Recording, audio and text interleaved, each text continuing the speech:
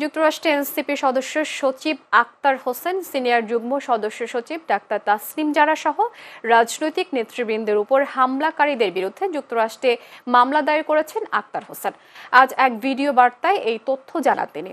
এর আগে জাতিসংঘ অধিবেশনে যোগ দিতে যুক্তরাষ্ট্রের নিউ ইয়র্কের জেএফকে বিমানবন্দরের থেকে বের হওয়ার সময় জাতীয় নাগরিক পার্টি এনসিপির সদস্য সচিব আক্তার হোসেনের উপর জিম নিক্ষেপের ঘটনা ঘটেছে। পাশাপাশি অকথ্য ভাষায় দলটির যুগ্ম আহ্বায়ক তাসনিম জারাকে উদ্দেশ্য করে কূট মন্তব্য করা হয়। এদিকে এই ঘটনার পর অনেকটাই পলাতক রয়েছেন যুক্তরাষ্ট্র আওয়ামী লীগের নেতাকর্মীরা। এয়ারপোর্টের হামলার পরে আজ সন্ধ্যাবেলা আওয়ামী সন্ত্রাসীরা আবার হোটেল লবিতে এসেছিল হামলা করার উদ্দেশ্যে, এবং সে সময় যুক্তরাষ্ট্রে অবস্থানরত এনসিপির সদস্যরা এবং আবার শুভাকাঙ্ক্ষীরা তারা তাদেরকে প্রতিহত করেন এবং পুলিশের সঙ্গে যোগাযোগ করেন।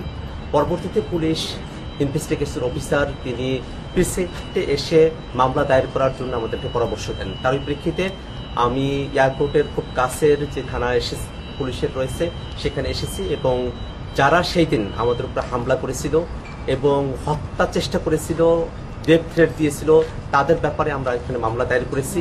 এবং একই সাথে ইউএস পুলিশকে আমরা এই বিষয়টা অবহিত করেছি যে যারা এই ঘটনাগুলো যুক্তরাষ্ট্রে ঘটাচ্ছেন তারা বাংলাদেশে নিষিদ্ধ এমন একটি সংগঠনের সঙ্গে জড়িত, যারা গত বছর বাংলাদেশে গণহত্যা চালিয়েছেন, মানবতা বিরোধী অপরাধ চালিয়েছেন, এবং ইউএনের যে রিপোর্ট সে ব্যাপারে আমরা তাদেরকে অবহিত করেছি।